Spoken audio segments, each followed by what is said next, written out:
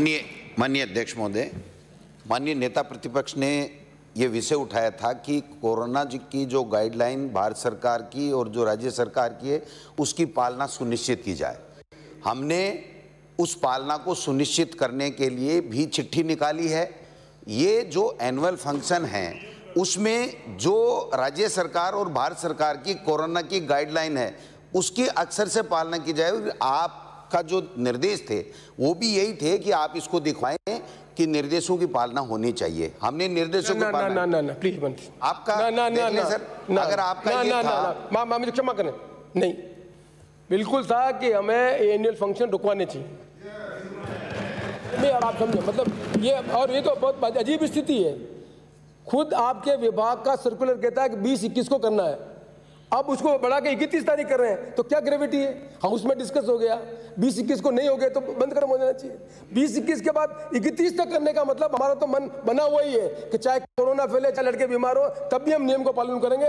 इस तरह का अधिकारी का जो रुख है वो ठीक नहीं है। माननीय अध्यक्ष महोदय, माननीय अध्यक्ष महोदय, माननीय अध्यक्ष महोदय, माननीय अध्यक्ष महोदय, ये जो डेट का डिसीजन हुआ था ये पहले मेरी तरफ से निर्देश किए थे, केवल अधिकारी के निर्देश नहीं थे। फिर भी आपके निर्देश हैं तो उसकी पालना करेंगे, कहीं दिक्कत वाली बात नहीं है। लेकिन मंत्री जी मैं फिर आपको कह रहा हूँ, प्लीज अंडरस्टैंड इट। आप समझे, पहला सर्कुलर 20-21 को कंप्लीट करने का था, आप ही की कंसर्न होगी, डायरेक्टर ने लिख के भेजा, हमने डिस्कस किया। अब सर्कुलर 30-31 को किया तो ग्रेविटी नहीं समझ में आ रही है। मतलब मुझे तकलीफ इस बात की है कि 20-21 का आपका सर्कुलर था, 20-21 तक सब एनुअल फंक्शन हो जाने चाहिए थे, नहीं तो उनके खिलाफ कार्रवाई करेगी, ये डायरेक्शन था। किसी के कॉन्सिक्वेंस में फंक्शन हो रहे थे, उसी कॉन्सिक्वेंस में फंक्शन के अंतर्गत कोरोना का पालना नहीं हो रही थी। मैं भी एक फंक्शन अटेंड करके आया हूँ, कोरोना की कोई पालना नहीं हो रही है। वहाँ पर छोटे छोटे बच्चों को बैठा दिया जा रहा है, गांव के लोग आ जाते हैं, कल्चर प्रोग्राम होता है, सारे गांव के लोग आके देखते हैं उसमें, और कोई वहाँ पर मास्क लगाना, सोशल डिस्टेंस कोई व्यवस्था नहीं है। पर विभाग का था कल्चर प्रोग्राम, क्योंकि आपने कोरोना के कारण बच्चे पढ़ नहीं रहे थे, उनको मिले, मैं वहाँ तक सहमत हूँ। लेकिन जब कोरोना फैलना शुरू हो गया और ये जानकारी में आ गई, फिर भी हम ये निर्णय करें कि नहीं 20-21 जब 31 तक करना है, तो इसका मतलब हमारा तो ये मन बना हुआ है कि कोरोना हो या नहीं हो 31 तक करेंगे। ये सोच ठीक नहीं है।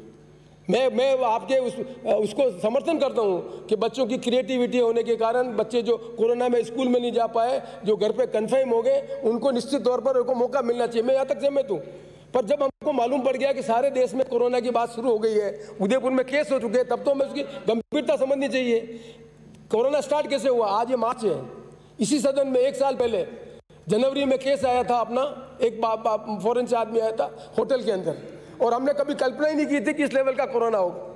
आज भी दोबारा इस तरह की स्थिति बन रही है, तो हमें इतनी सारी मेहनत सरकार ने की है, मुख्यमंत्री जी ने की है, चिकित्सा मंत्री जी ने की है, आपने हमने सबने राय दी है, सबको इन्वॉल्व किया, कोरोना को कंट्रोल किया।